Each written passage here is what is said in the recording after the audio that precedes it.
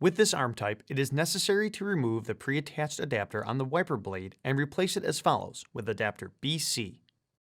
Identify the release tabs on the pre-attached adapter. Hold the blade with one hand. With your other hand, squeeze the two release tabs together simultaneously.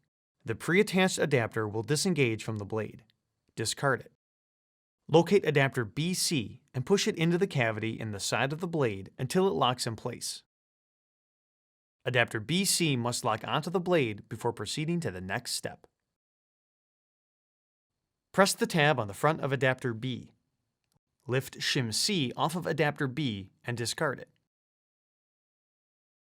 Hold your thumb firmly on the front of the adapter, raising the back end up. Align the side arm tabs with the side tabs on the back end of the adapter and raise the blade into the underside of the arm. The tab inside the hole on the top of the arm must go underneath the upper tab in the back end of the adapter. Rotate the blade up until the tip of the arm locks underneath the adapter tab. The adapter must lock into the arm where indicated. Before use, be sure the wiper blade is locked on to the wiper arm.